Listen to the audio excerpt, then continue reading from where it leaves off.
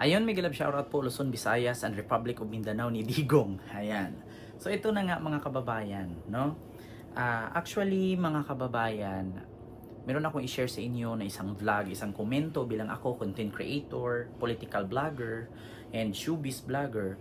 So magbigay ako ng komento patungkol dito sa plano nga ni Duterte na magkudita. Ngunit ito ang pinakamahirap magpaplano ka ng kudita pero walang sumusuporta. Yun ang pinakamahirap. Ngayon, ito din, nakakatakot din ito at delikado din ang pagiging presidente ni Pangulong Bongbong Marcos kung matuloy ito. Bakit? Planong pagkukudita ni Duterte kung sakaling sinang-ayunan ito ng mga kasundaluhan, talagang delikado po ang pagiging presidente ni BBM. Bakit? Kasi ang sabi ni Duterte, mananatili ba kayong sumuporta sa isang presidenteng adik? Mananatili ba kayong sumuporta sa isang presidenteng bangag? Sabi niya ganon. So ngayon, merong isang retired general ng Armed Forces of the Philippines na nagreklamo at sabi niya, hindi kami puro bubo doon. Ex-AFP Chief Sparks, diba? Duterte call for military action. So, bakit daw hindi pa gumawa ng aksyon ang military or Armed Forces of the Philippines na sa paggigipit daw kay Sara Duterte? Lagi mong pagkatandaan sa mga DDS na nanood sa akin. Lagi ninyong pagkatandaan na hindi lahat ng tao hawak ni Digong. Kung sabi ninyo si Marcos diktador, mas diktador po si Digong. Diba? So ito po nakasaad dito mga kababayan, especially sa mga DDS dyan. Ang sabi ni tawag dito, ex-retired general na Santiago, sabi niya dito, ano mapapala namin? It will help the country kung madadamay pa kami sa gulo? Kung makikigulo ang military ay patay tayo. Sigurado ba tayo na pag military ang mag-take over, we can run the government better? Wala tayong assurance nun. Masyadong malaking gamble yon. Maghintay tayo ng eleksyon, he said in the Teleradyo service interview. He rejected talk that the military should follow Duterte because he increased the salary of military and police personnel. Ito gusto ko lang klaruhin sa inyo. Itong pinakalat ngayon ng DDS na si Duterte daw ang nagpataas ng sahod sa mga kasundaluhan at sa mga kapulisan, wag po kayo maniwala. Ang may akda at may gawa ng batas na yan ay walang iba kundi si Senador Sonny Antonio Trillanes or Antonio Sonny Trillanes IV, no? Ang gawa ng batas na yan or maisa batas, no, ang pagtaas ng salary ng military, ng pulis at ng mga teacher. Kaya daw sabi dito sa teleradyo ng ABS-CBN, in-interview itong si Santiago, kung papayag ba daw sila na i-take over at pababain si BBM sa pwesto bilang presidente at magkudita. Sabi nga niya dito, anong mapapala namin? It will help the country kung madadamay pa kami sa gulo? Kung makikigulo ang military, patay tayo. Sigurado ba tayo na pag military ang mag-take over sa Pilipinas or sa Malacanang, we can run the government better? Sabi niya, wala tayong assurance nun. Masyadong malaki ang gamble yun. Maghintay tayo ng eleksyon. No? Patapusin yung termino ni BBM. Palitan ninyo kung ayaw nyo. Diba? So yun ang sabi ni retired Santiago. So ito pa yung sunod.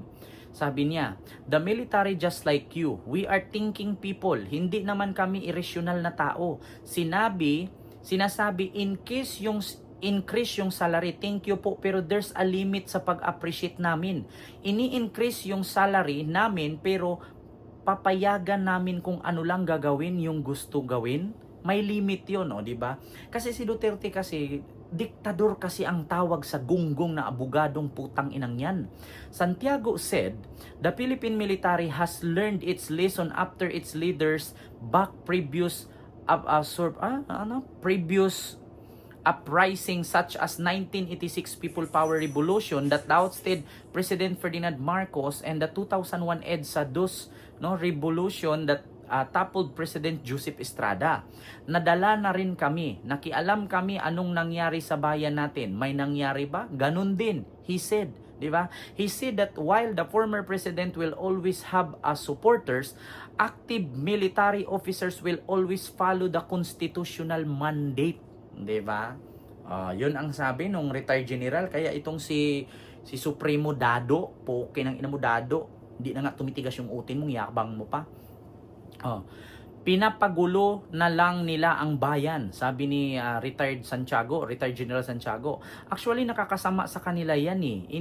Ini-intense mo ang military, mananahimik yang mga yan.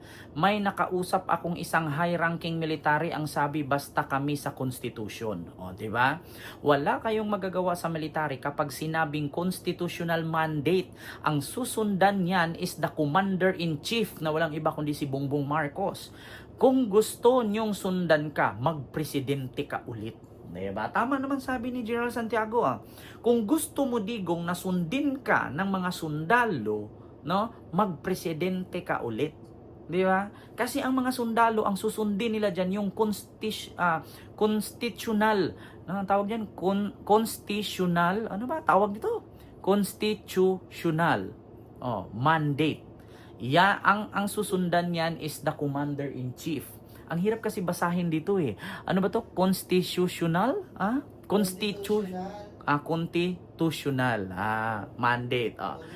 Di ba? Kayo na magbasa mga DDS. Alam ko naman na sinadya ko lang talaga yon. Tanga lang na hindi marunong magbasa nun. Nabasa ko na kanina eh. Kung gusto mong sundan ka, magpresidente ka ulit. Di ba nakakahiya yon kay Duterte? Kung gusto mo pala, Duterte, na sundin ka ng mga kasundaluhan or armed forces of the Philippines, magpresidente ka ulit. Yun kung kaya mo pa. At yun kung buhay ka pa sa 2028. Ngayon pa nga lang, yung titi mo hindi na tumatayo. Presidente pa. Hindi ka na nga ata mananalong mayor ngayon sa Davao eh. In the end, what prevails to the military people is the common good. The greater good. Hindi kami pumasok sa serbisyo para magserbisyo ng personal interest, individual interest. Diba?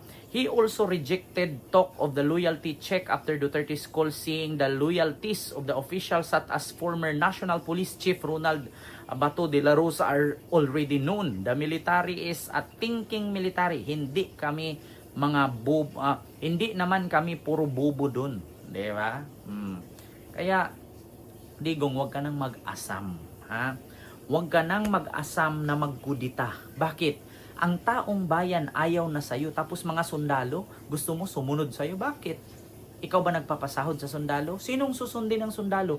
Yung commander-in-chief na walang iba kundi ang presidente. Bakit? Presidente ka ba ngayon? Hindi. Ikaw ay isang ordinaryong hukluban na matandang malapit ng mamatay na yaw-yaw ng yaw-yaw, wala namang natulong sa bayan, di ba? Sasabihin mo may project ka sa bayan, puke ng ina mo, may project ka sa bayan, yung war on drugs mo, ang daming sibilyan na namamatay, almost 30,000, pero ni isang drug lord sa Maynila, wala kang pinatay, buwa ka ng ina mo, di ba?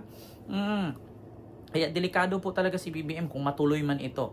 Kung ito si Duterte, meron lang tong tinatawag sa Bisaya na lumay or sa Tagalog gayuma, gagayumahin niya lahat ng sundalo at susunod sa kanya, buwa ka ng inang yan.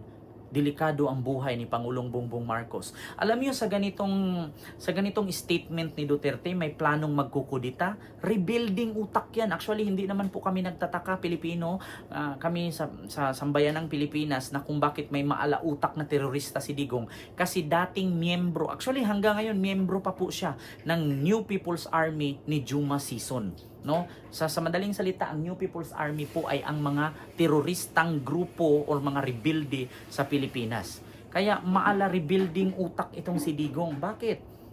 Kapag ito natuloy, kapag ito nagkaano-ano, yung mga statement ni Digong dito na kailangan umaksyon ang military at magkudita at tanggalin si Marcos sa administrasyon or sa Malacanang, dapat dito kay Digong ipakulong na to eh.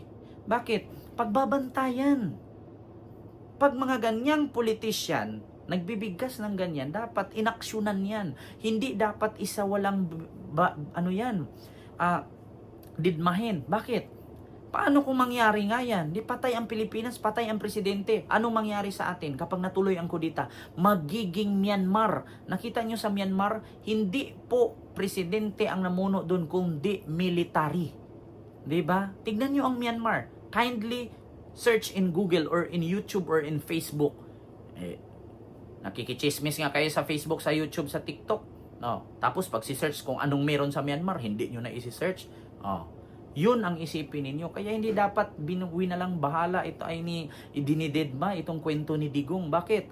Kasi pag nagkatotoo yan, delikado ang buhay ni Marcos. Kasi ito si Digong utak kriminal to, utak NPA, utak terorista. Kasi komunista yan eh. Bakit? Kaibigan niya si Xi Jinping, isang communist party ng China. Diba? Kaya ito si Digong dapat binaril na yan sa ulo, pinalo ng martilyo yan, inapak-apakan yan eh. Oo, so yun lang mga kababayan. See you next vlog. God first. Thank you.